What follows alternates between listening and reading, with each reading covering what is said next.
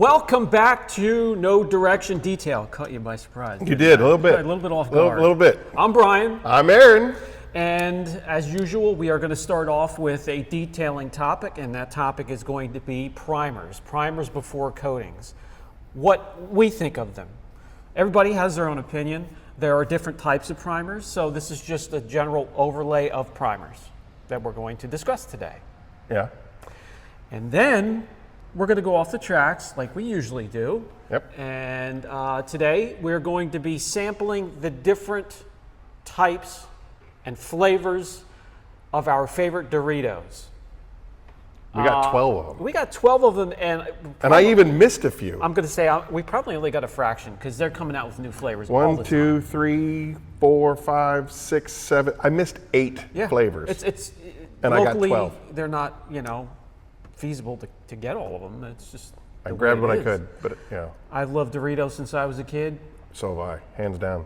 3 have been a staple of my diet for about 30 years or so. And I read once that the CEO at the time, she said, they asked her about, why do you get that cheesy, the orange on your fingers from eating Doritos, and that they could actually make the flavor without having all of that residue. But she says it's part of the experience. Yes, that it is. And they've had some wild commercials throughout the years. One dude sticking his finger in the hole in the wall, and the other dude sucking the cheese off.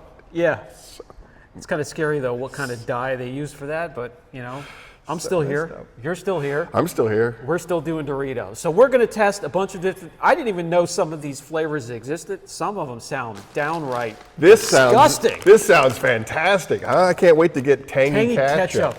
Yay. And there's mustard. I do love mustard, so we'll see. All right, so that's the Doritos. And we're also going to discuss the top rock bands of each decade, starting with, the 50s? Well, we would go, we usually start in the 2000s and go backwards. But we could do that. Whatever. But officially, they say rock and roll came on the scene in the 50s. So we only went down to the 50s. But I'm sure that there was lots of influences before. Oh, I'm sure. A lot of great influences. I just, I remember growing up, born in the very early 70s, that 50s and 60s rock and roll, and then that developed into the 70s. And 70s, 80s, and 90s, really, there was such a mishmash of different types of rock and the way it changed. Yep. You have the 80s hair bands to the 90s grunge rock. I'm so excited to discuss this topic. Me too. So. I have a feeling, though, you remember when a couple of episodes ago we discussed the most popular cars through the decades? And we got so much feedback. I can't believe you didn't mention this one, and I can't believe you didn't mention that one, and da-da-da-da. Well, it's not that we don't agree with you. It's just that the list is so large. Huge that some things kind of get lost. Yeah. And that's why we do depend on you to leave comments and keep that conversation going. But if we do miss your favorite band or whatnot, we do apologize. Now, I did my homework, and I have complete lists of the top 10. Brian, who's Brian. For me, 10 of each decade was a little difficult. I'm a little picky as to what I listen to. I came up with 3 of each decade, but there are plenty of honorable mentions that I can throw in there to fill in that gap. But yeah, we do rely on your opinions as well, and we look forward to them down in the comment section. Yeah. So before we get started over at Mr. Brian's neighborhood, let's pay the bills. Pay the bills. All right. So today's episode is brought to you by the House of Rags. It is everything and anything that you need for your detailing needs. You can click on the link below to bring you there and help support the channel, and you can use No Direction 10 to save a little bit of cheddar. So thanks to the House of Rags for letting this happen. Yeah, there might be some of the BC line left over there, some up in Carzilla. We're done. We're sold out. We sold out of it. Did you really? Yeah, we had a little bit of a sale too. I saw that. Yeah, and it's gone. It went quickly. And again, I would love to thank everybody's support through that. That was a very fun and exciting short part of my life. Again, I wish I would have had more time to commit to that, because that really needs 100%. Like for you, it's 100% of your energy going into Yes, that. sir. That's what you need. Yeah. You can't have somebody divided. I didn't know how you did it. Well, I don't know how you did it. I mean, obviously, I know how you did it because you had the support of what, 7 years of building a fan base? Yes. And Dude, you're like at 250,000 subscribers on. I went up over 250, and know. when I rebranded, it dropped down to 248, and now it's just below 250 again. It's so amazing. We're gonna keep. It's keep amazing. rocking and rolling. I got 500. Hey, that seems like it took forever. The first 500,000, 5,000, it felt like it took forever. Yeah. But yeah, it's fun. Well, you know, again, now that we're here with Thor, big things are happening. Hey, by the way, congratulations on selling off BC. Oh. That's fantastic. I mean, I'm really, dude, you know how many people called me, DM'd me, and was like, what's the scoop? What's going on? Who bought it? Who did this? Who did that? Well, and I was like, I don't know. He didn't share anything with me. As of now, I signed, some paperwork to limit as to what I could say, but they were after the formulas, and they were after me to help create more. So it's not like I think it's won't be fantastic. creative. I just want to know why everybody assumed that I knew. I mean, just because we hang out all the time, he still keeps. This guy keeps so many things to the vest. Like, hey, I signed a what do you call those? A clause. I hear you. An NDA. And Non-disclosures. I honor it. I know you do. Even to who assumes is his best friend. Even to him. So why don't we say we get started? Let's get to it. I'm excited about this. Okay, so we're out here at the shop. We got the whiteboard here, and we have a test vehicle. Primer polishes, guys, there are a few different types. So you can't just generally lay information down and cover all of them, but we're going to talk about the ones that mention that they can be a foundation for a coating. You can put a coating on top of them. So those polishes, even though they're not aggressive, they have the ability to cut. Okay. To cut. If they polish in any way. Right. If they That's jewel, the definition of the polish. If they jewel in any way, which is the least aggressive way to make paint glossy and reflective, you're still making the surface flatter and flatter and flatter. And how you do that is by shaving clear coat off the top. Can you show me? Well, here's the substrate. So here would be either the metal, the plastic, or the fiberglass of whatever it is that's painted. Okay. Then we have a surface that is primered, and we'll just put P right here for primer. And now we have another layer on top of that, which is the color coat, so we'll put C there. And then throughout the 80s and early 90s, they went from single stage, so primer and then color coat, to having the clear coat on top. So we'll give it that layer, CC, for the clear coat. And then imperfections, things that can happen to clear coat are contaminants and etching, but most commonly, scratches. So if you look at a scratch microscopically, there's a shallow one that's just into the clear. There's a deeper one that's into the color coat. And then you get some real deep scratches that are down to the actual substrate itself, the metal or the plastic. Wow. And what you're going to explain is why they look so damn ugly, why they all, no matter what color, are that kind of crystally white color. So what exactly is what you perceive to be that imperfection is you have your beam of light, your light wave, hitting these jagged edges and being reflected right back into your eyeball. That's how your eye sees the scratches or the imperfections. And so what we want to do when we are doing the paint correction stage is we want to try to round these out, smooth these out, so that instead of it reflecting, it kind of refracts. It doesn't come right back into your eye. So your chances are the imperfection is still there on some level, but it's harder to see because the light isn't being reflected right back into your eyeball. And that's what we're doing with all of this. And I can prove it to you by showing you these pads. These pads have definitely been worked over a panel. Oh yeah, they're ready for the trash. I'm sure they are, yeah, obviously. But the point of the story is that it's clearly picking up stuff. It is removing and picking things up. It's picking up two things. It's picking up any type of contamination or road film that could not be removed through the decon process, the wash and your clay and your iron remover. And sometimes I like to follow up with a panel prep, your Peleus panel prep. Thank you. And also found on the House of Rags. yeah, so during that process, and the reason that these pads look discolored, they're beat up, they're clogged, is because when you're doing paint correction of any kind, even if you're just doing jeweling, you are pulling clear molecules from the paint and they're getting swished and swirled around by those pads, and they have to be picked up somehow. And when you're doing paint correction without using a primer, you're then wiping off the residue, so you're wiping it, and then you follow up when it cools down with a Panel prep. panel prep, right.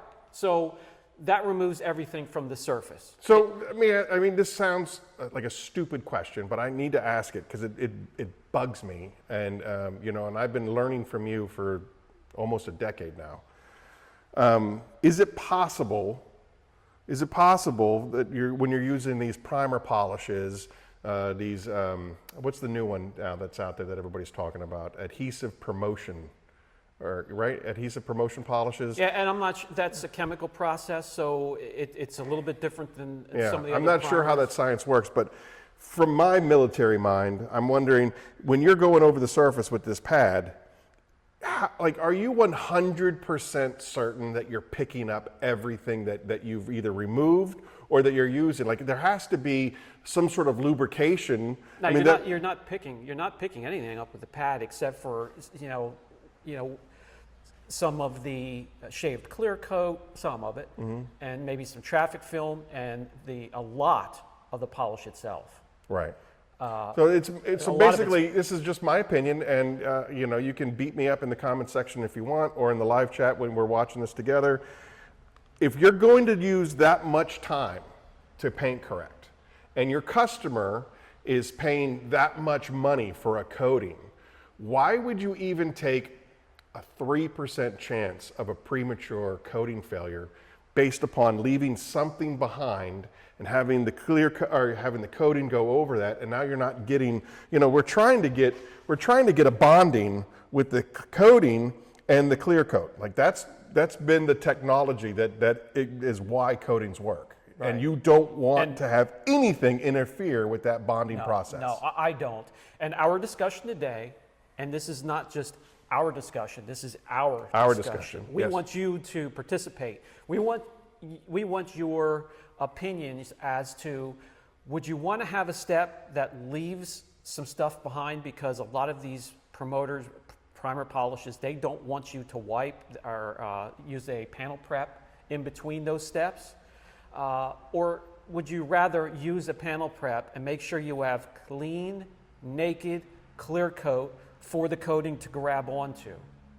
That's our discussion today. Right. And I don't have a primer polish to show as an example from anybody, because I do not believe in them. Yeah. I know how they're explained to me, and I get it, but to me, it's bullshit, and then I throw them away. I want the coating to anchor to clean, naked, clear coat. 100%. And give it the best chance. And again, because of our relationship and your tutelage, that's why we came up with Peleus Panel Prep. And I do want to say this, as much as I would love for you guys to stay inside the Phoenix family, now that BC no longer, as much as I would love for you to stay inside the Phoenix family, I don't believe that there is because you're using Kronos, you have to use Peleus, or because you're using brand Z, you have to use brand Z's panel prep, or whatever like that. We created Peleus to attack a problem from multiple angles. It's a blend of alcohols. It's not a 50-50 IPA. We also use a surfactant that is just absolutely killer. And so we like to think that it'll play well with everything. Now, I don't know the chemical compounds, compositions, I should say. I don't know the chemical compositions of other companies' stuff. but we do try to make things as user-friendly as possible. The Titan is a hybrid, so it plays well with everybody's stuff. The Peleus can go after everybody's different polishes and things like that. Yeah, that's why I said to prep for my coatings, you could use any line. Yeah. Your line, you could use panel prep from Gion if you wanted to. I don't recommend it, and you don't see it in my videos much anymore because we buy this by the gallons. You do, actually. We buy it. I know you do. I know you do. You don't come up here and say Merry Christmas, you know, as much as as I'd like to. I gotta keep the lights on at the warehouse. But no. yeah, he does buy the stuff directly from me. We are very happy to support what we believe in. What I don't believe in is a primer polish of any kind, and I don't care what version it is. Yeah, why run the risk? Even if it's 98% effective, that's still 2% ineffective. It's an extra step, and I can tell you definitively, there isn't much of like cars coming back where I have used the primer. There's nothing there to say that it's worth that extra step in time and gamble. Right. Nothing there. And at the end of the day, that's what it is. It's a gamble. Yeah. So that's what we wanted to start the discussion with you guys, and we'll let you continue it down in the comment section as we head back over to the table. By the way, guys, before we head back to the table, I just wanted to show you all of the flavors that we have lined up here. Pretty much the first three in the spicy are the ones I'm familiar with, and I really enjoy. These other ones, I never even knew that some of these existed, so really kind of excited to get started here.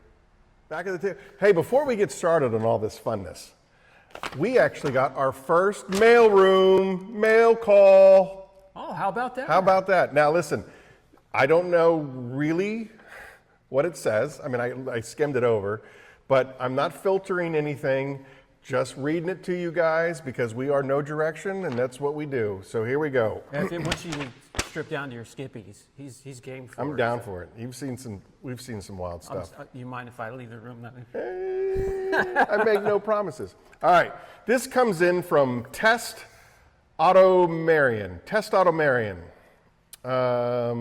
Topic suggestions. Gents. It reads gents. I don't know why we have to name call around here, but that's fine. Gents. There are no sirs or gents on this podcast. 1, would be good to see more of a proper indie compound tests in the legendary Brian style with gradual coarse sanding on test panels. Not any of that weak dogmas P2000/3000, please. And if possible, more scientific and measurable like Dimitri does with coatings. I don't know what any of that means. Hopefully you know what that means. I don't know who Dimitri is, so I'd have to... You are a sinner. Dimitri's Garage? He's like one of like... I don't have time to watch it. Well, it doesn't matter if you have to watch it. The fact of the matter is he's an engineer and he goes after, like he does a real scientific process every time he reviews anything. By the way, he ranked Kronos coating as one of his favorites and Gloss and Wax as his favorite. Whoop, whoop. So, Sweet. Anyway, but I don't know what... well, I mean, what's the scientific process that he's referring to then? Well, I mean, he spends thousands of dollars on high-tech machines. Like, he's got a machine that will mimic, like, over 1,000 washes and stuff like that. And then he does, like, shows you, like, the angles of the beading and how well the coating holds up to 1,000 washes and stuff like that. But more importantly, what is an indie compound? Am I considered an indie compound? More indie compounds? He says it would be good to see more of proper indie compound tests. Now, to me, an indie would be like... me, right? I'm an indie, right? I'm an independent. Yeah, or Oberk, or... Detail Addict, or that would be indie to me. So we're not talking about like we're not talking about Gion, the corporate nonsense like 3D and all. I have no problem with Penis. that. I mean, P&S is now considered. Slow the roll when you say that. Sorry, I get in trouble with that all the time. I know, all the time. I'm just saying they've gone corporate now, so we can talk trash on it. Back in the day when it was just those two dudes, hands off. But now that they're corporate, Well, I'll let the scientific shit for Dimitri. All right. I would love that indie compound thing. all right. It's on. Yeah, but I mean, maybe we'll do it on your channel because Oh, we can. on here, I could set it up. on here, we have to stick to Thor. Click on the link below, use the promo code, support the channel, save some cheddar. There's nothing on Thor that would be considered indie, Sure. Thor, the Detail Co. would be considered indie. so we can do it. Yeah. Yeah. Yeah, I think Pan's got something out there, I'm sure. I don't I'll know. I don't I'll really have know. everything set up, and then we can do it in a timely manner. And then, this is also probably pertains more to your channel than here. He would like to see number 2, disaster details using rinseless. I don't get disaster details. You don't get to, like, the auction cars aren't disastrous? Yeah, but I would think that you would find a lot of funky stuff in an auction car. using it rinseless, I will put it on my list. All right, there you go. Absolutely. Okay, we're going to read your mail, so send them in. It doesn't have to be episode related. That would be then on the auction car reconditioning channel. Yeah. Because the shop here doesn't get too many of those, but I do when it comes to cars Yeah. being picked up at auction. Hell yeah, they're That's, pretty that's bad. what I'm saying. Yeah, that's why I said it would probably be more fitting on your channel. Yeah, sure. I would love to do that. There you go. We read your mail. Yeah. Okay. All right. So, all right. Now this episode of the best rock and roll bands / performers of all time is going to be highly controversial, and you guys are going to yell at us throughout, all the ages. Couple of things that we need to discuss. One, we don't have time. Like when I was doing the homework, every channel that I went to was like top 150 because there's no way you can just narrow There's it so many down. good There's ones. so many good things. So forgive us if we don't hit yours or if we did forget to mention something. What I did was I made it personal, and to me, I did these were too. ones I wrote down that influenced me, that stuff that I listened to. Yep. And actually influenced. That's exactly what I did. Okay. All right, so from the Oxford Dictionary, rock and or roll is a type of popular dance music originated in the 1950s characterized by a heavy beat and simple. Rock and roll was a rhythm of blues and country music, usually based on structure and an instrumentation of guitar, bass, and drums. Rock and roll, evolved in the United States during the 1940s and into the early 50s from African American music, as well as from white rock and roll's formative elements can be heard in blues records from the 20s, country records of the 30s. A genre did not acquire its name until 1954. According to the journalist, rock and roll refers to a style of popular music originated in the United States. Origins of rock and roll have been fiercely debated by commentators. This is where I want to get to this. Notable subgenres of rock and roll. Based upon influences and origins, rockabilly, a mix of rock and hillbilly country music, blues rock, incorporated blues elements, Based on sound and style, hard rock features heavier guitar riffs, which, by the way, was one of the most fascinating things that I ever learned about you, is how you love heavy metal. Oh yeah, the heavier the better. Meek, mild-mannered Brian Spittler in the mosh pit. Progressive rock with complex compositions and diverse styles. Glam rock, emphasizing on showmanship and visual style. Punk rock, known for its raw sounds and fast tempos. Alternative rock, a diverse and experimental style from the 80s and 90s. Grunge, an alternative rock. Heavy distortion, indie rock, defined by DIY, ethic, and diverse sounds. Pop rock, which is more commercial and radio-friendly style. Post rock, featuring instrumental soundscapes. Shoegaze, characterized by ethereal sound and guitar effects, and emo, combining punk rock with emotional lyrics. And then there are other subgenres: classic rock, referring to music from the 60s, 70s, and 80s; southern rock, a blend of rock and country and blues; Brit pop, an alternative rock subgenre from the 1990s; synth pop, a new wave influenced by punk and synthesizers; and post-punk, evolved from punk with more experimental sounds; industrial rock; and space rock, featuring spacey, ethereal soundscapes. So, it's a widespread. Yeah. It covers everything. That was just a long way of saying it is a huge umbrella over a lot Everything. of music. So it was So tough cut us to a do break this. is all I'm saying. Cut us a break if we don't mention your particular block. It was hard to do. Thank you. All right. Let's start with the 50s. You want to go to the 50s? Yeah, let's start back at the 50s. You know, because again, being born in the early 70s, the 50s and 60s, that music was still playing, you know, continuous on a loop on a daily basis. So All right, so I have Mailroom Tim, as always. Mailroom Tim has come up from nowhere to give us his. some days he's embarrassing. Some days he's shockingly on Sometimes point. he's on point, and other times it's just whatever. And then I also have AI-generated list that was basically, from what I hoped it was based upon record sales. So most popular based upon record sales, Mailroom Tim's, which comes from ultimateclassicrock.com. I guess I didn't do a most popular from the 50s. Sorry. And then, of course, there's my stuff. Now, again, like he said, my list it might not necessarily be the most popular or what was really good, but it was what, as a kid, what I remember that music from the 50s. It's what I connected to. Yeah. It's what I connected to. So, and then, of course, we have the Dorito Flavor Showdown. Where do you want to start? Well, since it seems like it's going to be 2 Doritos per category, Yeah. let's start there. All right. All right. And we're just gonna keep the best tasting one out front there. Yeah, and but I am see- going to rate them as we go, so we can kind of compare. But we're going I'm to gonna make start. some notes here. The first one on the docket is the original Nacho Can't go- Cheese. You can do so much with that. Yeah. Not just out of the bag. Oh yeah, dude, I love making nachos with these. Like you sprinkle cheese and meat Exactly. and all that stuff, and then put it in the oven for a quick 3 minutes just to melt the cheese, and then put all the. Oh. Doritos tacos at Taco Bell. Yeah. Dorito Loco. That's a late night after maybe 1 or 2 of these. Yeah.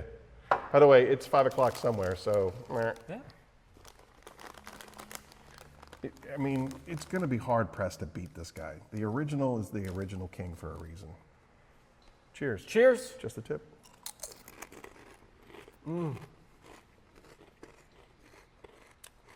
And you know, after all these years, it's like a reflex to just immediately start to wipe Yeah. the orange off your fingers Yep. without even thinking about it. My dog loves when I eat Doritos because I'm always just wiping it off on my pants, and then he comes over. And, Yep. anyway, it's so good. It's nostalgia. The flavor holds up. They didn't try to change it. You know, they didn't go to a different flavor. You know, new and improved. No, it's not like Coke Zero, not Zero, but Pepsi Clear. Classic and all the Pepsi other- Clear. Yeah. Yeah.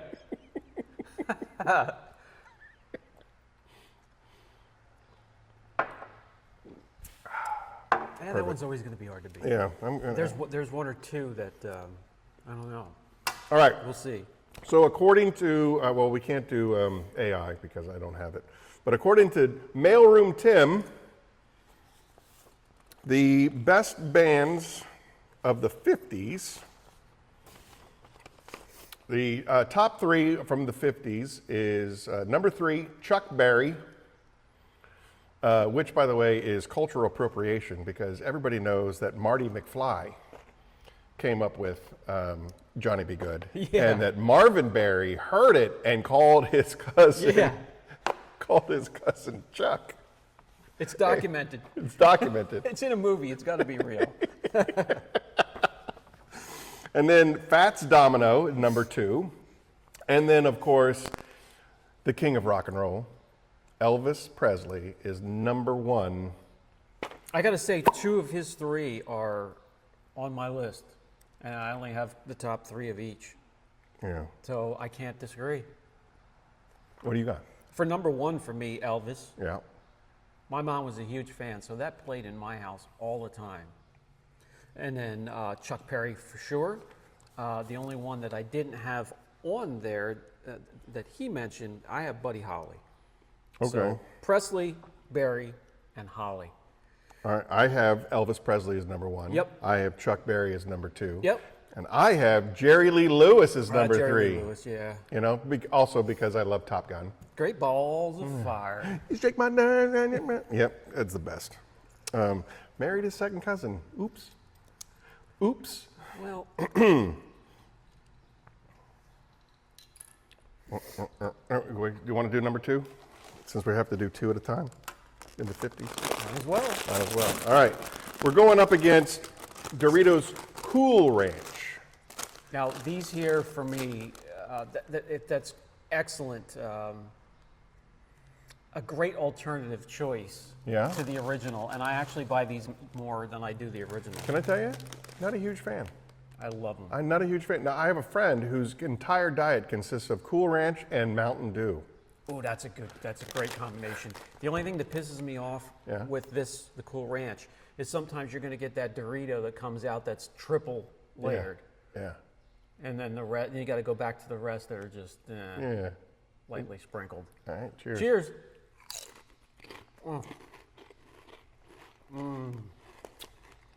Since this is your show, I'll allow you to dethrone the king, but the original, I think, beats the balls off of Cool Ranch. But again, I'm biased because Let's just make them really, Yeah. I love the Cool Ranch. all right, I'm gonna put it line right down the middle. Brian says 1 or 2. 1A or 1B. All right. Yeah. All right. So that's it for the 50s. Guys, which of these two would you prefer? Yeah. Team Red or Team Blue?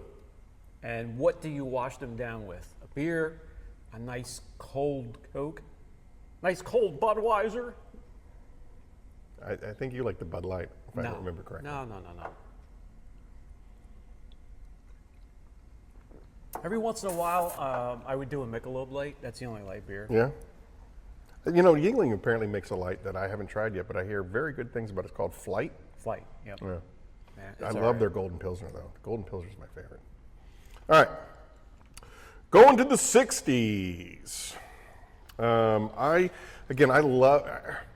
The problem with the 60s is that I didn't really get a true appreciation for the music of the 60s until I got older. Yeah.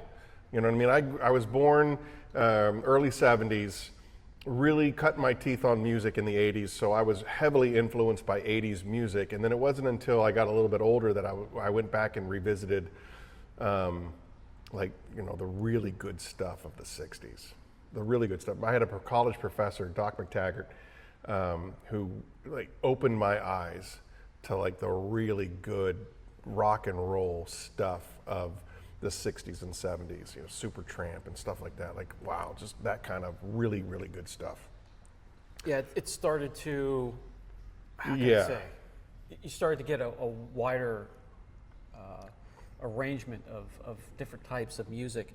The three on my list couldn't be further apart. I think When it comes to- 60s was the beginning of the subgenres when things started to really break apart. Before in the late 50s, early 60s, you had a very certain type of approach to music. It was a tight category.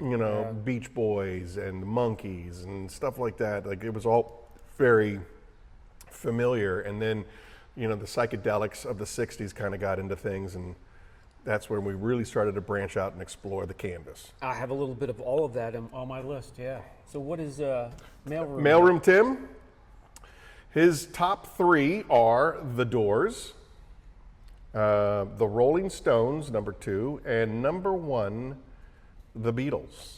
I could not get into any of those 3. I know how popular they are, but I just couldn't relate to any of those. I would say that the Rolling Stones and the Doors are 2 of my favorite all-time bands. I will ask you this question, though. This is a great question. I heard it on the radio a couple months back. And it doesn't have to pertain to just the 60s. What are 1 or 2, maybe even 3, super popular bands or singers, super popular, that you just don't really care for? The Beatles, number 1. Beatles is number 1 for me. Yeah. I mean, I am the walrus, cuckoo, cuckoo, but after that, I'm just not a fan. I just never connected with it like I did some of the other some of the other bands and music. Yeah. I've never been a Bruce Springsteen guy. Nope. Ever. I found like, even as a kid, I was just like, when I'm listening to the lyrics of Born in the USA, I'm like, this doesn't sound very patriotic. Well, the music, this just everything from you know, what is it, the Uptown Band or whatever? E Street. E Street to his raspy. I didn't connect with any of it. Yeah, the Beatles was number one for me though. I'm just like, Correct.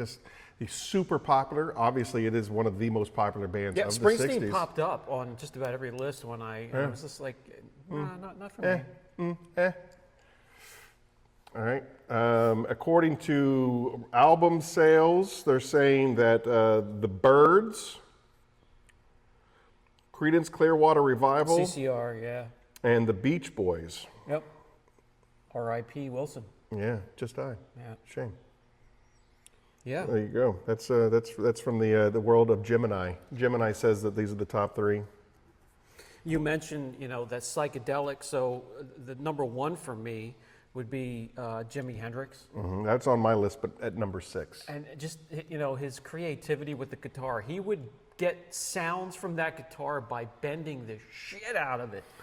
And I was in awe of his creativity and CCR. CCR is my number 3.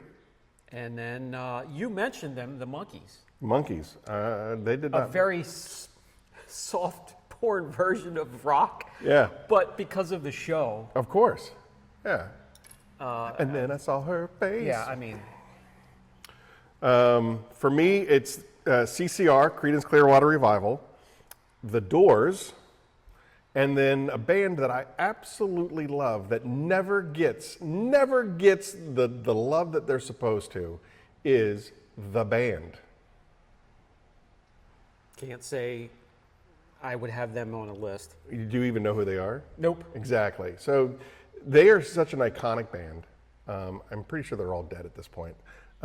You've heard The Weight is the name of the song. Take a load off Annie, take a load. Yeah, that's one of their songs. Up on Cripple Creek, she sends me if I spring. Yeah, so that's another one of their songs. I love it. And they have a song called It Makes No Difference. It is a breakup song. Some chick wrecked this dude. And it has got to be, like, you know, you've heard country western songs about breakups and wanting to stick your head in an oven. Lost my truck, lost my dog. My girl. The song Makes No Difference has got to be the most crushing breakup song I've ever heard in my life. It is deadly. If you are going through some sort of hard time over a woman, or a fella, I guess, you put that song on, you're guaranteed to hang yourself. Anyway, all right. Well, you connected with them. I recognized the songs that you were singing there, but what that excuse for singing. But anyway, all right. it would have been just turn. The Band. Look into it. It's good, dude. They were so iconic that their last album was called The Last Waltz, and they had everybody come on this show to help. Like, I think it was performed in California. I mean, it had Bob Dylan came in to help sing. Like, all these iconic singers came in to do the send off of like their last show. It was, I mean, it's, look it up. The Last Waltz. It's fantastic. Educate. All right. Dorito time. Dorito time. All right. The next one on our list is Spicy Nacho. And if I remember correctly, I wasn't a huge fan. It's just meh. Spicy nacho. Spicy nacho. It's the same thing as this guy, but apparently it is a spicier version of this. And I didn't, you know, like we did that spicy chip challenge, and all of them failed miserably. This one fails. It was all, they all had like a lemon lime kind of salty taste, and that was it. All right. I don't know if I've had these before. Cheers.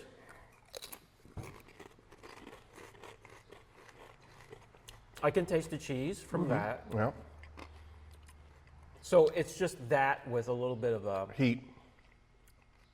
kick, and Yeah. which isn't bad. It just doesn't do anything for me. It's not as enjoyable well as just those. have the- Yeah, it's not as enjoyable as that. Yeah, that one can go. All right.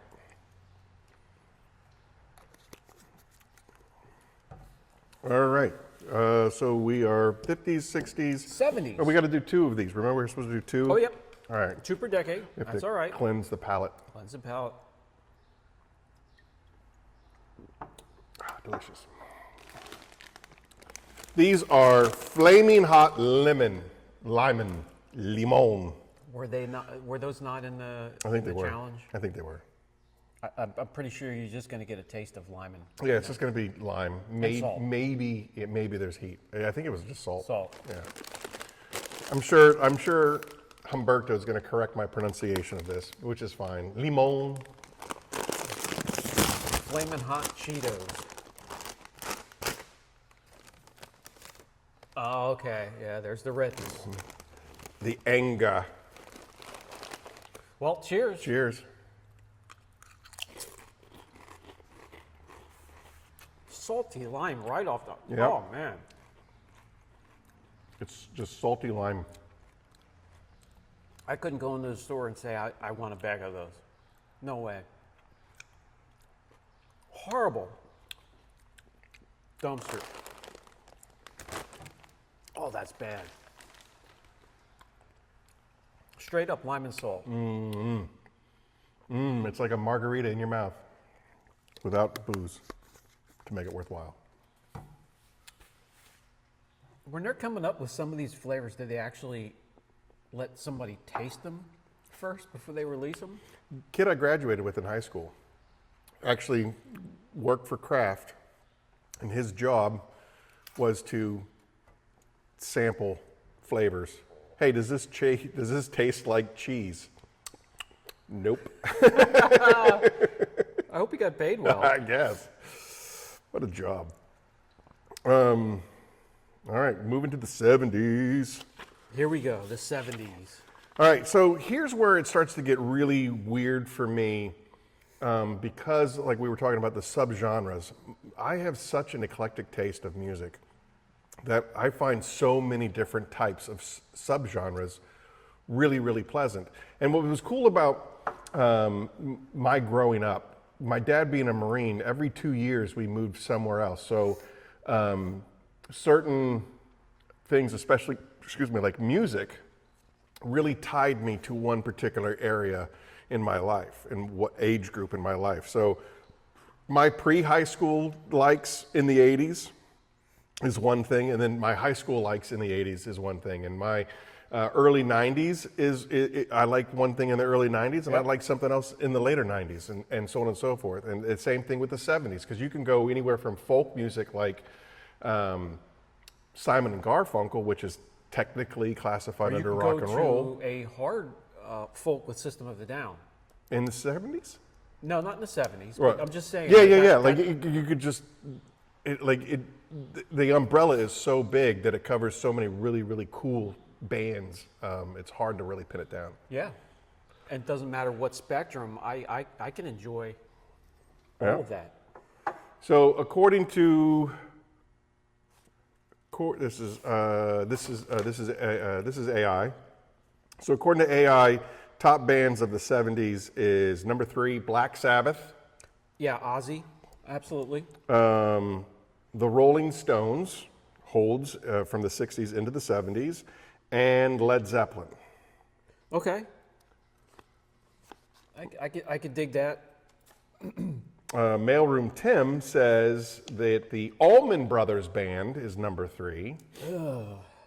Leonard Skinner is number 2. Okay. All right. Freebird. Yep. And then the Eagles is number 1. All right. Yeah. Yeah, here's a point. I have Led Zeppelin, Yep. Leonard Skinner, Okay. and then I have early Van Halen in that. Really? Yeah. Huh. Yep. I mean, yeah, it definitely qualifies, but I really didn't jump on board until Jump on Board. Get it? Anyway. Led Zeppelin was number 4. They just missed your cut for me. I have the Eagles coming in at number 3. That was probably that was our graduation song. "Take It to the Limit" by the Eagles was our graduation song. And then number 2 is the Rolling Stones. I love Rolling Stones. I've always loved them. It didn't do anything for me. Like anything like Vietnam era, Paint It Black is just. I mean, it's so many Sympathy for the Devil. Like there's just so many Rolling Stones songs. And then of course number 1, if you know me, you know Pink Floyd. Pink Floyd is numero uno in my book. I just thought those songs took forever to get started and forever to end. Yeah. I never got into them. I had an English professor that used Pink Floyd "The Wall" in his English class because of the use of alliteration and symbolism. Totally fantastic. If you watch the movie versus just listening to the album, the movie is. To me, they were the mind-bending. Early version of Tool. Just the songs took forever. Yeah, but you like Tool. I like Tool. I do. I like Tool. Yeah. Floyd, I could never get into. You And I can't listen, like if... Roger Moore. I Remember can't that, listen kids. to Tool in certain, depending on what I'm doing. If I'm driving, if I need something to be uplifting, Tool's not it. Tool is at the end of the day when I'm trying to chill and wind down. And Tool is at the end of the day when you're trying to chill and wind when down. I'm at work, I need something fast and, like Five Finger Death Punch or... Chop Suey. Chop Suey, yeah. I need something like that. Something that hits. That's funny. That's funny to me. Are we? Yeah, I think we're up to sweet chili, spicy sweet chili. These are so good. This is probably my favorite. Yeah, these are so good. It's going to dethrone the king, just so you know. I probably wouldn't hold you back. I wouldn't stop I do love it. It would definitely dethrone these, I think, Yeah. for me. And again, when I'm making nachos, I use these as a base. Oh, sweet mother of fire. Yep. By the way, are you the kind of person that I am, where I look at the chip first and I find the saucier side and I put the saucier side down? Because I always do No, that. I look always for the do it. chip with the most Yeah. shit sprinkled on it first. Yeah, but if you're just reaching into a bag, you're watching TV, you reach into the bag and you go. Oh no, I dump them out There you onto a plate. This is. This one's not too bad. No, you got a good one.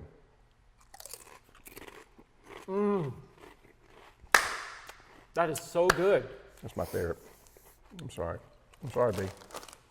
Are you moving both of those out of the way? Yep, I sure am. Alright. Well, I can't disagree with you. Go ahead. We'll save it for you for later. Okay, now I got a confession to make. Again, going back to now that we're entering into the 80s, and me being a child of the 80s, I definitely had two different warfares going on in my brain throughout the 80s. The early 80s, I was so enthralled with the new wave. So now we're getting into the hair bands.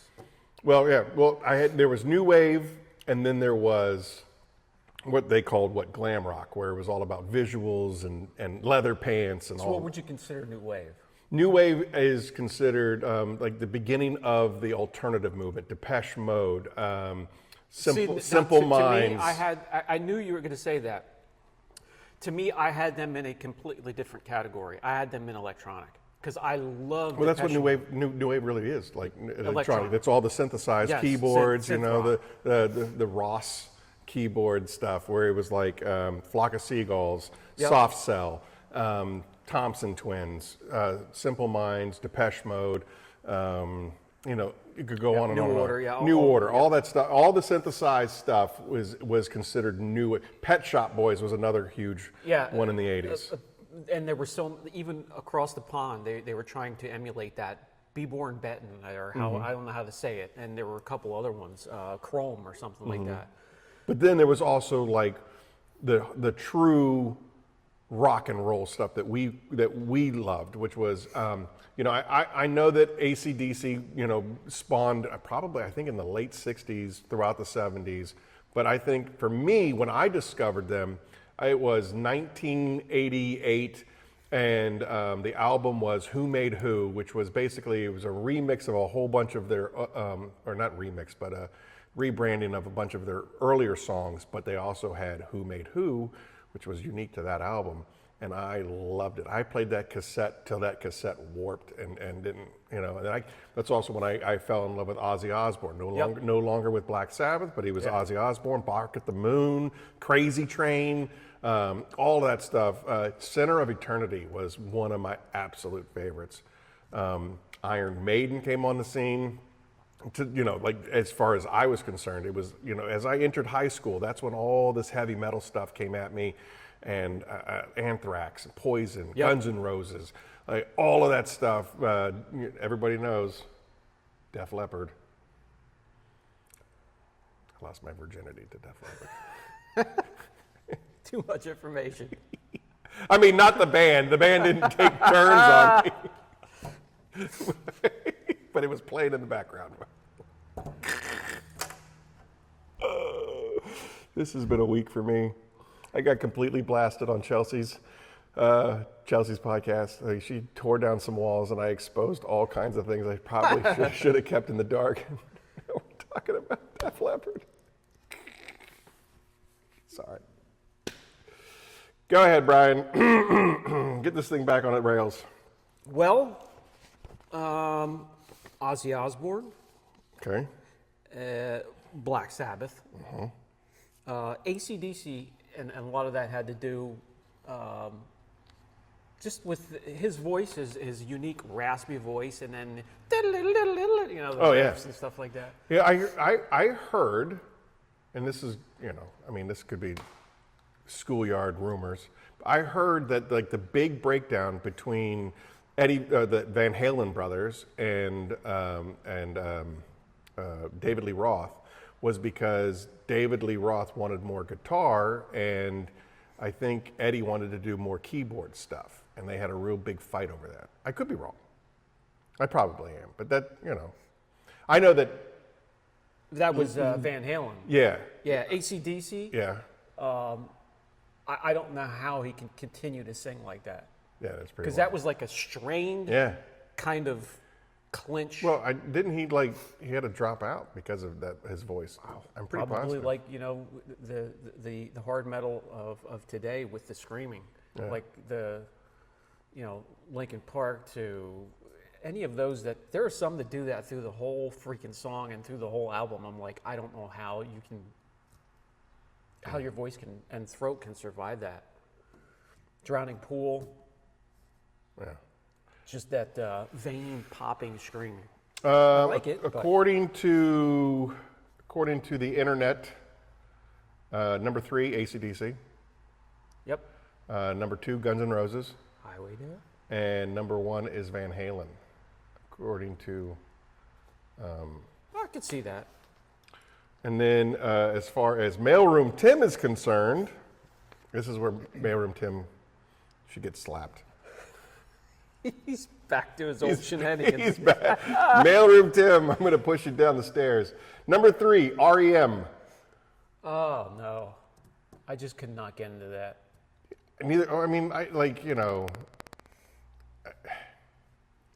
Was it rock and roll? I don't even know what subgenre you'd put that into. It's just, I don't know. And then he gets back on track with Van Halen. It's not even grunge. Yeah. I guess it would be kind of grunge. It would be more in that category than anything else. It's just. Really? Everybody Hurts is grunge? I don't know. Really? Shiny Happy People is grunge?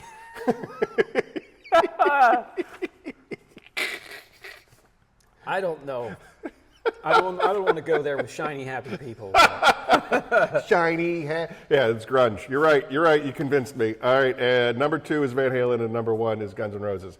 Now, for me, I had to break them up. I have a 80s A and I have an 80s B. In my 80s B, which is the new wave, Tears for Fears is number 3. Number 2 is Duran Duran. When I think of rock, I love Tears for Fears. They actually even played at my high school live. Tears for Fears, Duran Duran, Depeche Mode. They were not in rock. They're new wave. Yeah, that's what I'm saying. They're definitely new wave. Yeah. Duran Duran. That was in your favorite James Bond movie with Timothy Dalton, A View to a Kill. No. And then number 1 is the Police. I mean, that was the 80s for me. I'm sorry. The Police was rampant. Every Breath You Take. Rick Springfield. Message in a Bottle. Rick Springfield. There you go. Rick Springfield. Yeah, Days of Our Lives. Yeah. General Hospital. General Hospital. Yeah. And then the other half of, and this is a tough one for me because Motley Crue, number 3, Def Leppard, number 2, you know why, and then U2.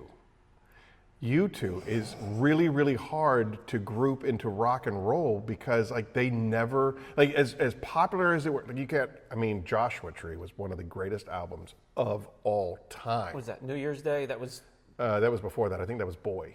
I enjoyed that. I don't.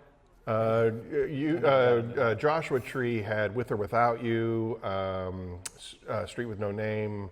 I mean, the entire, even the B-side was absolutely epic. Running to Stand Still. But they never went heavy. They never had anything that really thrashed. You know, I mean. Soft. It was all soft rock. Yeah, but it wasn't like yacht rock either. It wasn't like Michael Bolton kind of crap. Michael Bolton.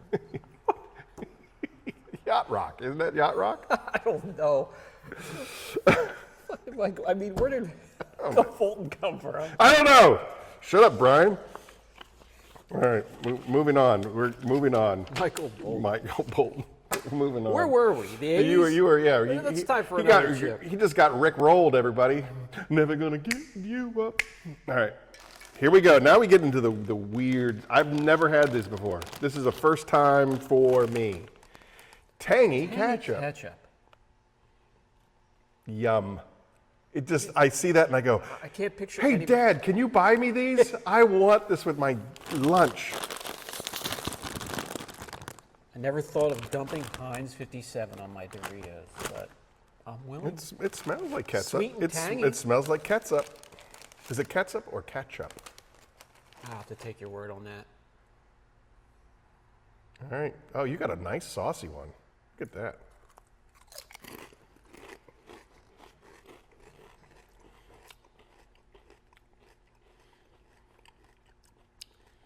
No. The only flavor that I will describe these as is sweet. All I taste is a sweetness. There's no real definitive flavor. It's just sweet. It's gut curdling. I don't like it at all. I don't like it either. I'm just saying it has no discernible flavor. It just tastes sweet. It doesn't even taste like ketchup, though. There's no tanginess. There's no ketchup. It's just like somebody dipped this in sugar. Brown sugar. Yeah, brown sugar, like a light brown sugar. Garbage. Pass. All right, I'm going to cleanse the palate. Do we have to do 2 in a row here? We don't have to do 2 in a row. We'll do these 2, and then we'll eat the bag, and then we do you and my. How about that? All right, so according to Gemini. This is the 90s. This is the 90s. The top 3 in Gemini is Soundgarden. Oh, I love Soundgarden. Yeah. Pearl Jam. No, that never did it for me. And Nirvana. I got to be honest with you. I played the balls out of Pearl Jam's 10. I really did. Yeah. So Soundgarden, Pearl Jam, and Nirvana is according to the Gemini. And according to Mailroom Tim, Pearl Jam, number 3. REM, number 2. Dude loves REM. Like, really? And then number 1 is Nirvana. REM in the 90s. Yeah. Now, like 90, 89 and 90, I was at Quantico, Virginia. And I remember, like, the B-52s were really popular. And there was an REM on MTV that was playing all the time. And I don't know if it was Shiny Happy People or what, Everybody Hurts. It was one of those songs that, yeah, it was on the radio a lot. All right, ready for this? What do we have here? Salsa verde. Salsa verde. I've never. So it should have a little bit of a kick. Yeah, and some sort of pepper. I would imagine a peppery flavor. Yeah? I guess. Doesn't smell like anything. I agree. Shocking. All right, here we go. I think I found a saucy one. Maybe. All right. Salsa verde. You got a nice one.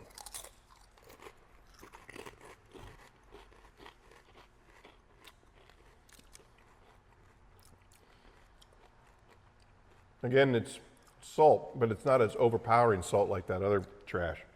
It's a salt and pepper for me. That's all I taste. At the very end, as you swallow it, there's kind of like a pepper. I wouldn't say a black pepper. Like a cracked pepper. I almost like a poblano, but yeah, it's mostly just salt, no flavor. I could not eat a whole bag of that. Me neither. What are these flavors?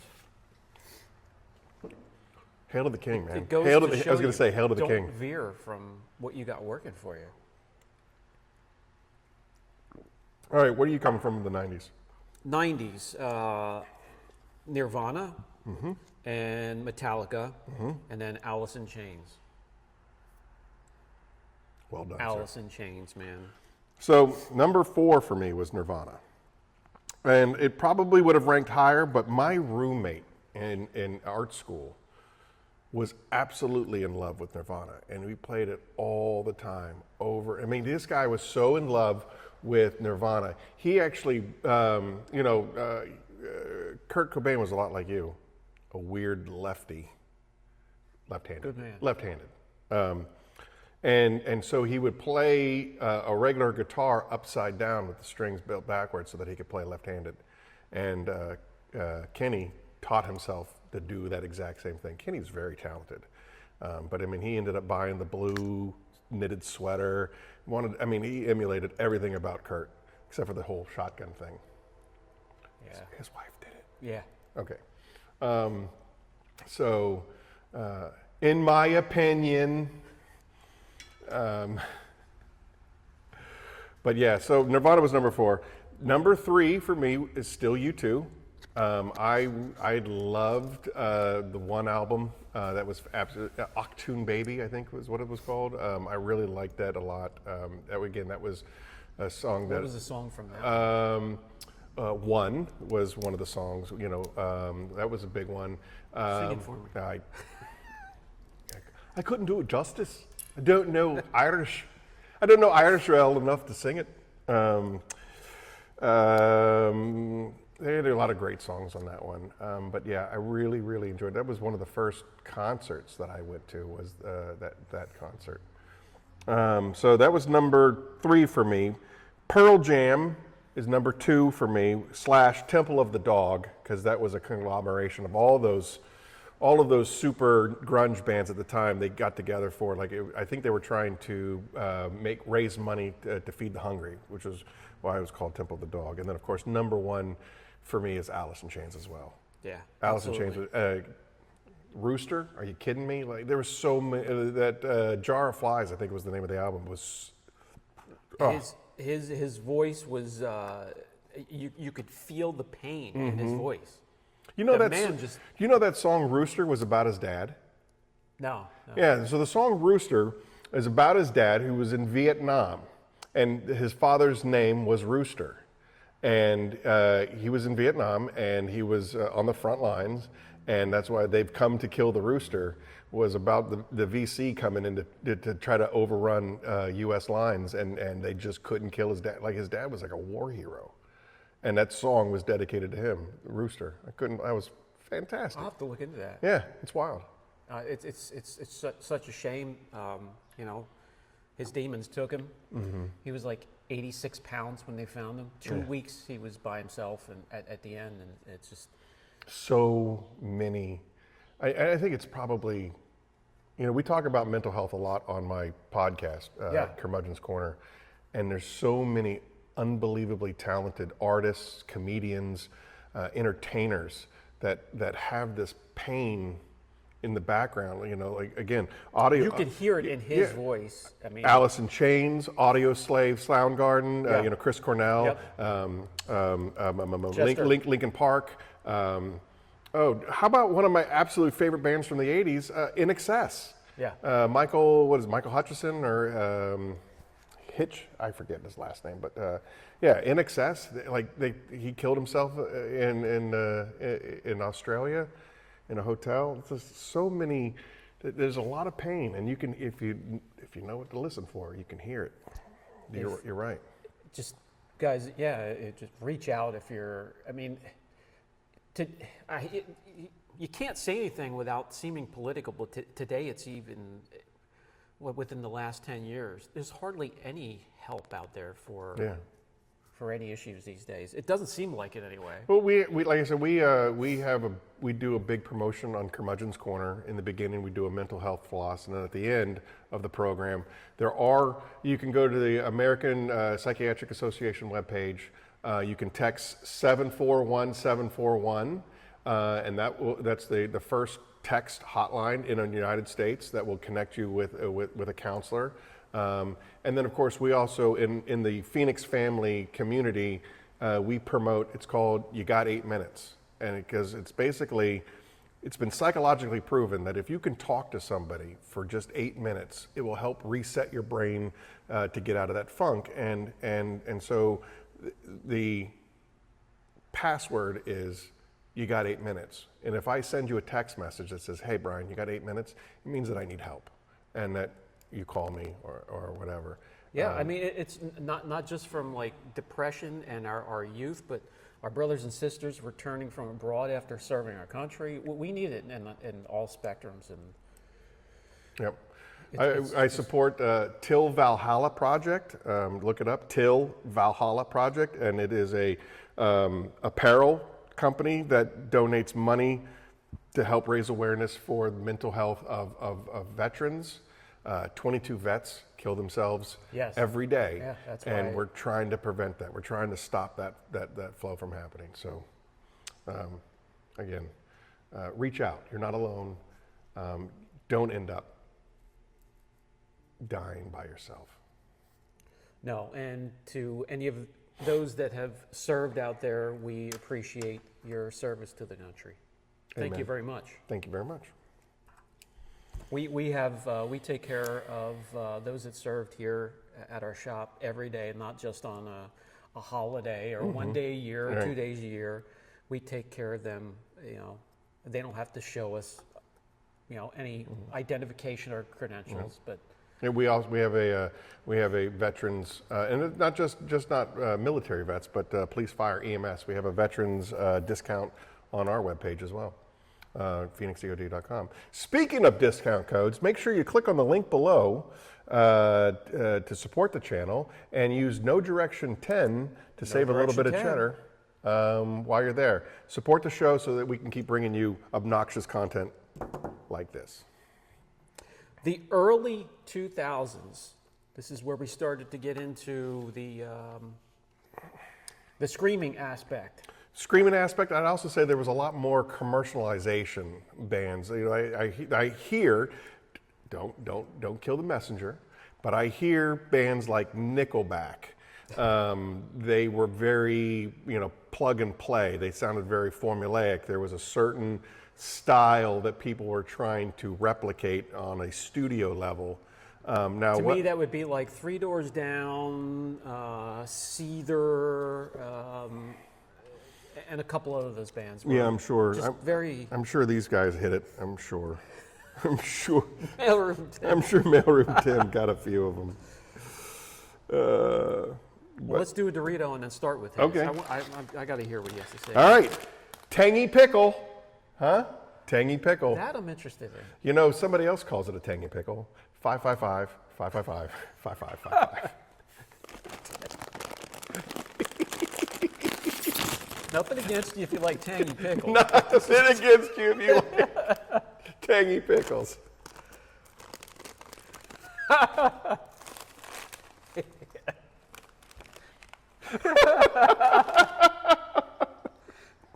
Just keep them away from my Doritos. Cheers. Cheers, brother.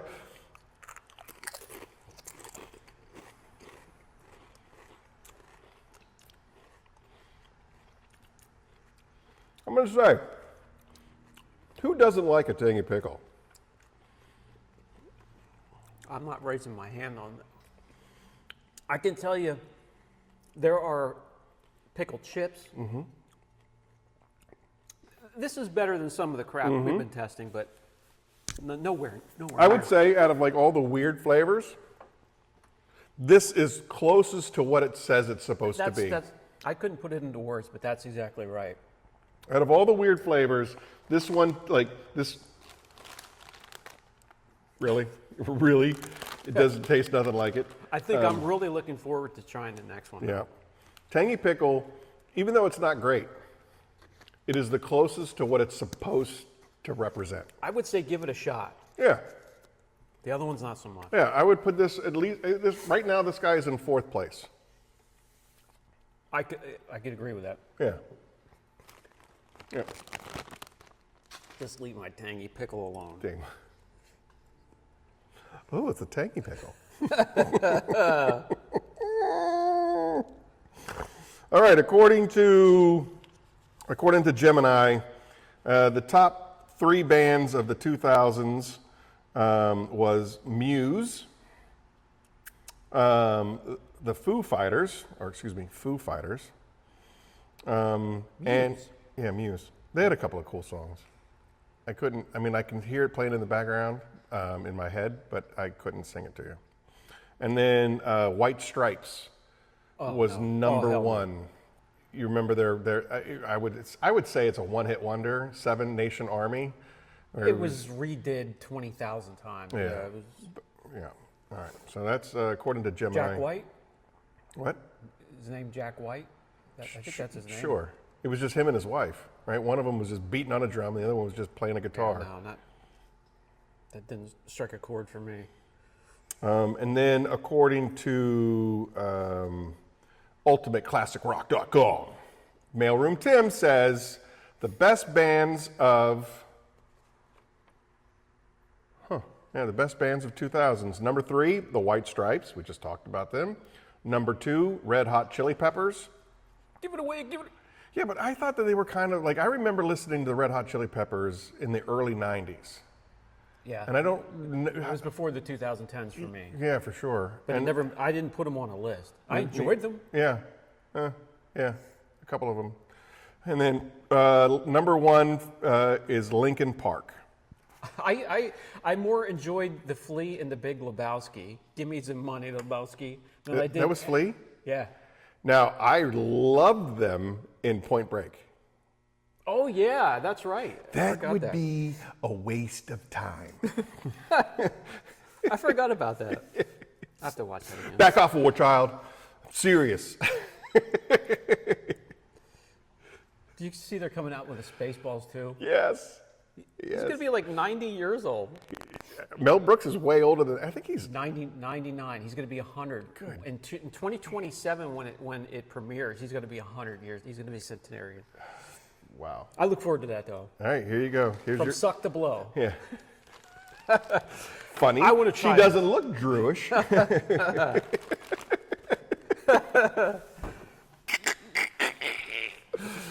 Moranis was great. He's the best. I'm a Mog, half man, half dog. I'm my own best friend. All right, here we go. Hot mustard. Hopefully it's not as tangy as the ketchup. I like mustard, so let's give it. I do too. When I go to McDonald's and I have the chicken nuggets, I always dip it in the hot mustard and then the sweet sour, and it's delicious. You gotta double dip those. Bang in. All right. You know what? We should do that one time. We should do a No Direction. We're not doing any kind of double dipping. Best sauces from the fast food chains. No double dipping. No double dipping. I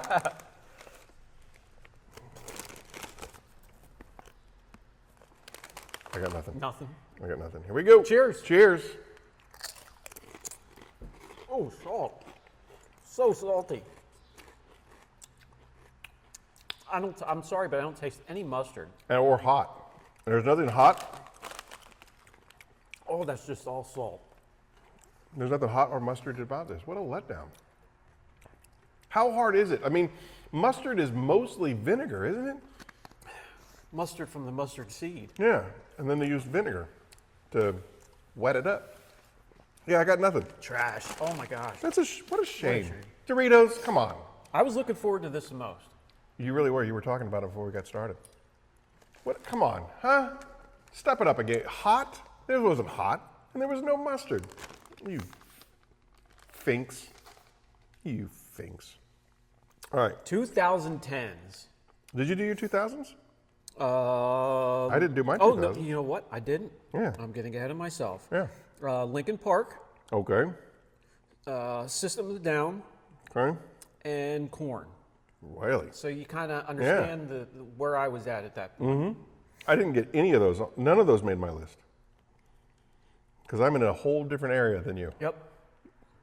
All right, number 3 for me was That just shows how big that umbrella is when it comes to rock. The Bravery was my number 3. The Bravery. What the hell is that? Exactly. It's a British band. I would say that they are direct descendants of the new wave from the 80s.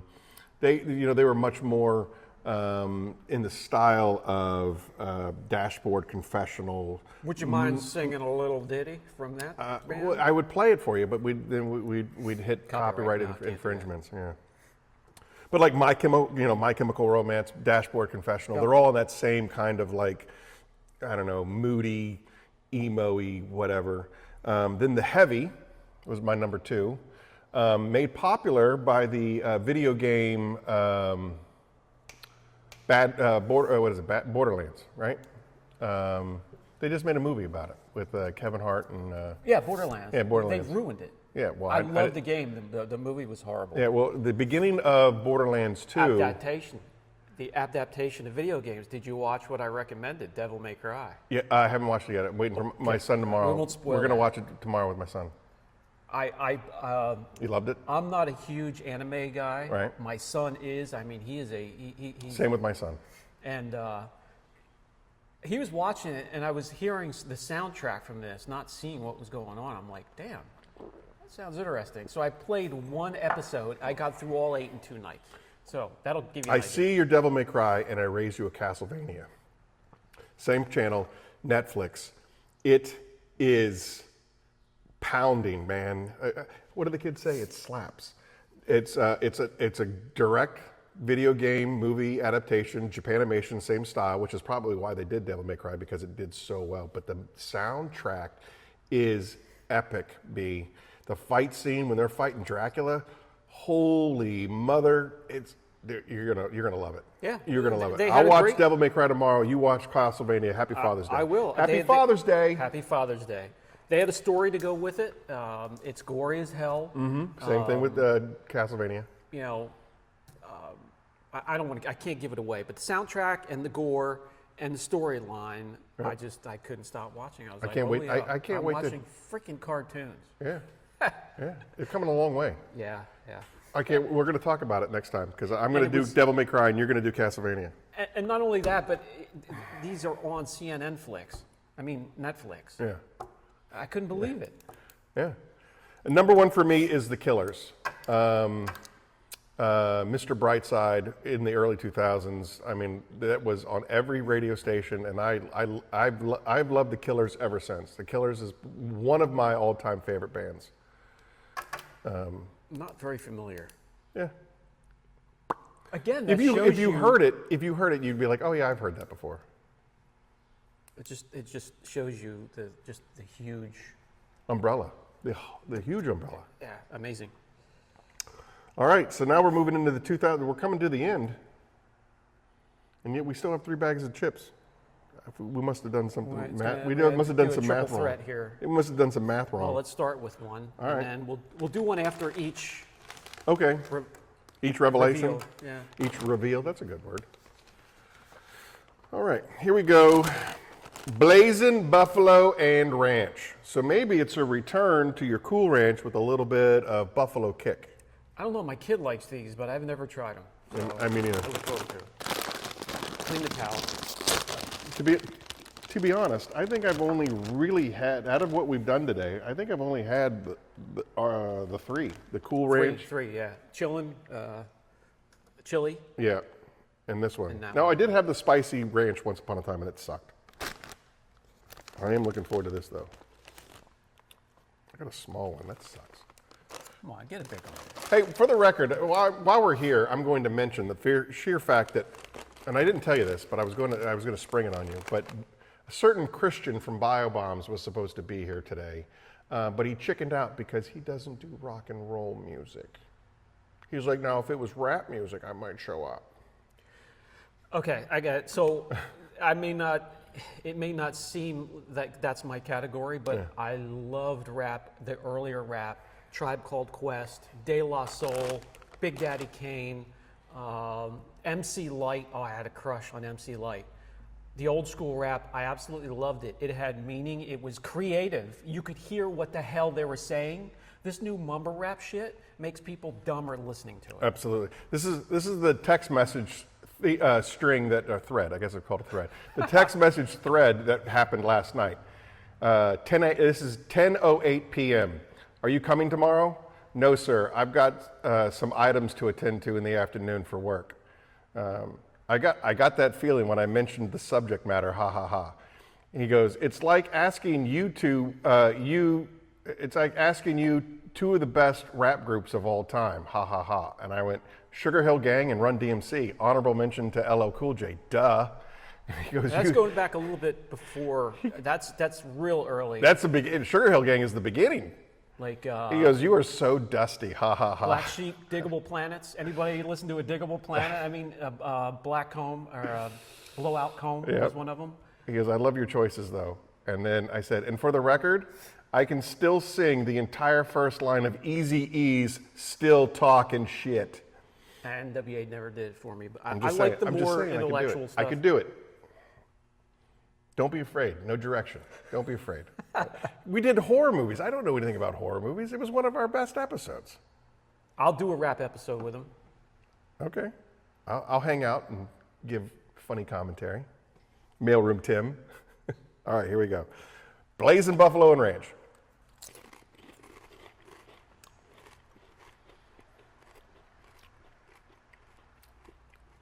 I don't taste anything. I Anything. mean, I can't even tell you what flavor. Nothing. There's nothing on that. There's nothing on that.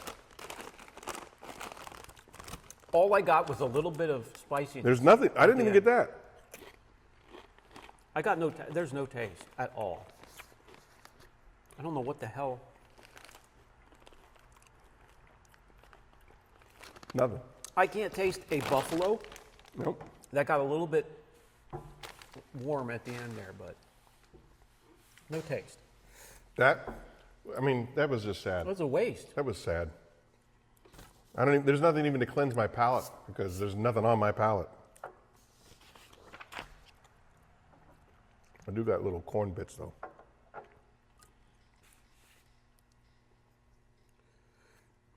All right. All right. I got it. Are we 2010s then? We are. Okay. So according to Gemini, this is the 2010s. Now, out of the 5 that they listed, 1, 2, 3, 4, 5. Out of the 5 that they listened, I had only heard of one of these bands. And then, so before the show started, we played a couple of them just to kind of get familiar with them. Greta Van Fleet came in at number 1. And I got to be honest with you, I liked them a lot. I've never heard them before. Liked them a lot. It sounded iconically like Led Zeppelin. Yes. The number 3. Reincarnation. Reincarnation of Led Zeppelin. Even to the point where Robert Plant did a 2-minute video on how much he likes them because of the way they sound. Just like I wonder Led why. Zeppelin. And then number 2 was Royal Blood. Never heard of them. Never. And I listened to their music, nothing. And then number 3 was Ghost. Never heard of them either. Rival Sons was number 4. I played their song. I liked that. I liked it. Never heard of it, but there it is. So that's according to most popular rock in the 2010s. Mailroom Tim comes in with Avenged Sevenfold. All right. I like that. A lot of their music sounds the same to me, but I like a couple of their songs. I can get into that. Never heard of them. Heavy metal, progressive metal, metalcore. Yeah. It's an industrial sound to it. Again, going back to the whole umbrella of what we're talking about, his top 3 are all over the place. Number 2, Arctic Monkeys. Not familiar. I've heard a few of their songs. I enjoyed what I have heard. It's rock/garage rock. Okay. Which would be like the next generation of grunge. And then number 1, according to Mailroom Tim, your favorite band in the whole world, Coldplay. Coldplay. Yeah. He has a daughter named Apple. What? Yeah. Coldplay. Throw that one. All right. All right, Mailroom Tim, back downstairs. Get back to work. Coldplay. Coldplay. Golden Sriracha. Probably just as gross.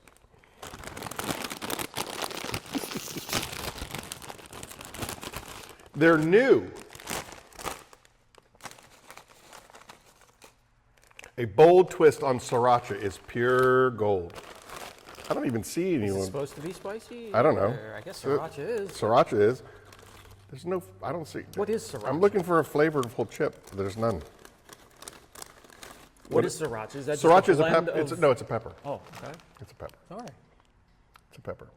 What is the hottest pepper now? I don't know. I'm going to say the African scorpion ghost pepper. It's like 200 million. You know what we have to do? The hot chip challenge. I know. Guys, let us know if you want us to do the hot chip challenge. It's only one chip. It's only one chip. We do it at the end of the show And you have because to we're bite supposed at to least die. half of it. Do you really? You don't just throw the whole thing in? I don't know if I could. Dude, I'll try it. This is the guy that for 6 episodes, this is episode 6, for 6 episodes, he's like, oh, I can't go over mild. Yeah, and yet he's crushing that stuff like nobody's business. All right, cheers. Cheers. Golden Sriracha. Says it's supposed to be tangy and sweet. It checks both of those boxes. It is A little It is bit. sweet.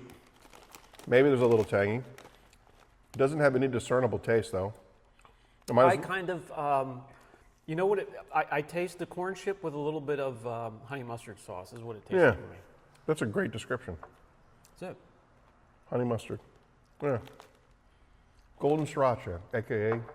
Honey mustard. honey mustard. We're down to one. We're down to the 1. Which, by the way, I've been looking forward to this one the most. Because I've never tried it, but it sounds on paper like something Looks that like I would another love. new one. It is a new one. All right, the late night. All right, 3 for the 2010s. Mm-hmm. This one was already mentioned, the Five Finger Death Punch. Nice. During the day when I'm working, I love to listen to Slipknot. That's number 2. And then when I want to, getting towards the end of the day, I want to come back down a little bit, we'll go to Main Skin. Main skin? Yep. You know, I wish that I had ranked Godsmack higher. Oh, yeah. Godsmack is great. I would say Godsmack Voodoo is one of my favorite songs. Yep. But I think that came out in like 98 or something like that. I think. There are so many great bands. Yeah. I left so many out that, that are on my list. Well, I mean, My rock you playlist gave is me 970 some songs, so you gave me the top 3. I want you kids to know that I went all the way to the top 10. So don't hate me for not mentioning certain if I took bands. that list away and you did another top 10, they would be all in a different scrambled up. That's how hard it is Yeah, to do. That's it why I really only went is. top 3. That's the only reason I went top 3. Yeah, you're absolutely right. Like I just kept like, oh well, maybe I like this one better than I like that one. Exactly. You know, like, or one particular song I like better, but overall, like the playlist from this band is better. You know, so like you might have a absolutely Godsmack. I really, really love Voodoo. That would be way at the top. But is it as good as the entire library of the Rolling Stones? you know what I mean? So. It's tough. Okay, for me, I would say 21 Pilots is number 3. Imagine Dragons for sentimental You listen reasons. to 21 Pilots? Yeah. I didn't think that would be on a list. I can't see you not listening to them, but I didn't think they would be on a list. You know, but I mean, They're okay. it's like I could interchange My Chemical Romance, 21 Pilots, like they're all. I see what slot you're in there. Yeah. Yep. And then number 1 for me, still reigning supreme, is The Killers. I really, really like Brandon Flowers, and I think that he's consistently, like, he's very YouTube, or not YouTube, U2. He's very U2-esque, and I like that. I really do. That kind of like mellow but cool messaging, and he can, you know, like I'm the Man is one of my favorite songs because I'll have to give them a shot. I don't have have them in my playlist. Caution is another one of my favorites. Here we go. This is it. This is the last one. It is A couple that I wrote down from your list that I have to look into a little bit more. Thanks. Oh, you had me at hello. Late night loaded taco. Taco Smurf, if you will. Loaded taco. Loaded taco. So that's sour cream. Yep. Tomato. Cheese. Obviously, Trying to nacho or taco flavoring. come up with a flavor that I should. Oh, they got a lot of sauce on this one. I'm taking it. Look at that. Look at all that sauce. Look at that sauciness. This. All right. I have high expectations. I have high expectations. Cheers. It's busy.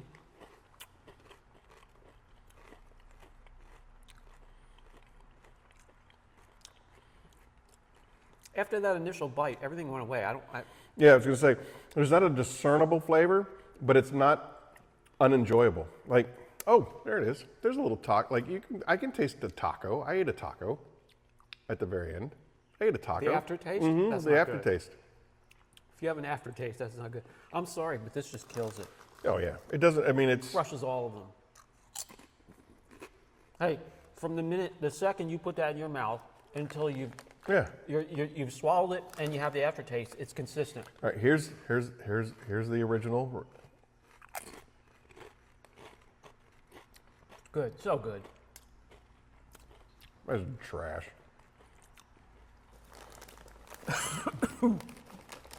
Yeah. Oh, look at that. Look how saucy that one is. Mm-hmm. Down the wrong throat.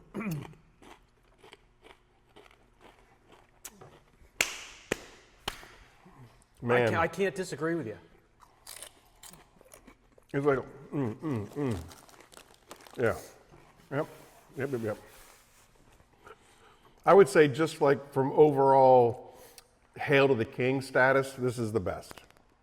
But man, this Creativity? is... Yeah.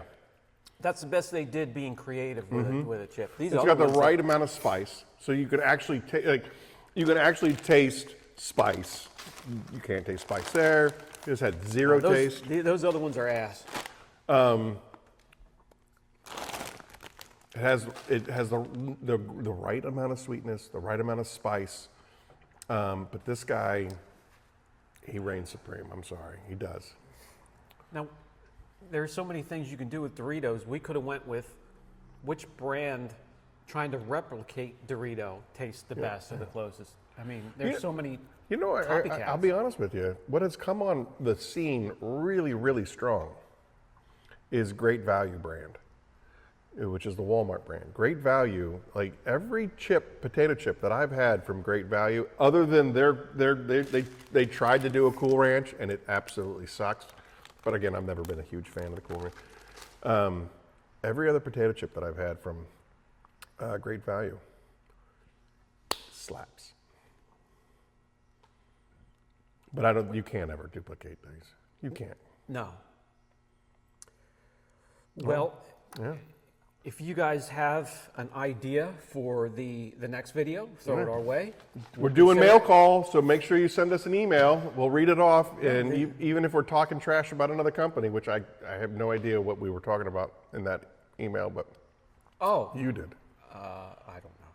But anyway, yeah. So again, if you like what we're doing, click the link, support the channel, use the promo code Nodirectiondetail. Everything that you need to detail your car, you can find at the House of Rags. Make sure you follow Brian where? Well, Apex Auction Car Reconditioning. Okay. And that is it. That's it. You're done. I'm scaling back. I need to simplify my life and You're such a lucky bastard. be physically and mentally healthy, just like we talked about earlier. You can spread yourself too thin. And another thing to pass on to you guys, which may help you, you can grow and scale up. That doesn't mean because you scale up you're going to make more money. Sometimes it just makes more headaches. More money, more problems. Hey-o. So if you're going to scale up, you need to do it carefully. And if you want to know how, reach out. I'll show you which direction to take and which direction not to take, because I've taken both paths. Yeah. Are you still doing the seminar classes, the fall and the winter? Yeah, we haven't lately.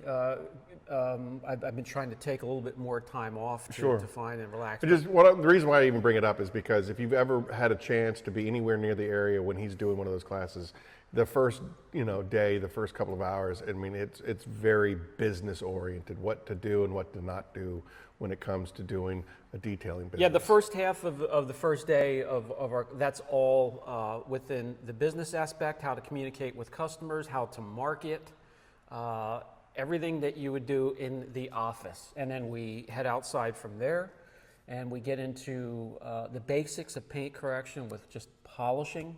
Then we go to wet sanding and rotary use. I make every one of the students burn through clear first so they know how hard it is. It's not easy to burn through clear coat. But it is possible. It's possible. And I let you do that and go through that so you know how to never do it again. All right. But we will have more of those. Just stay tuned and we'll have dates available. So make sure you watch his stuff over at Apex Auction Car Reconditioning on YouTube. And we do Curmudgeon's Corner on my Phoenix channel, Phoenix E.O.D, every other Saturday night. I think we're filming tonight live. This is obviously going to be played later, but we'll be there. So make sure you come out to the Curmudgeon's Corner and hang out. And also always say thank you to Thor for having us on. The House of Rags, they're doing amazing things. As a matter of fact, the House of Rags guys are going to be on our channel tonight on the Curmudgeon's Corner 57.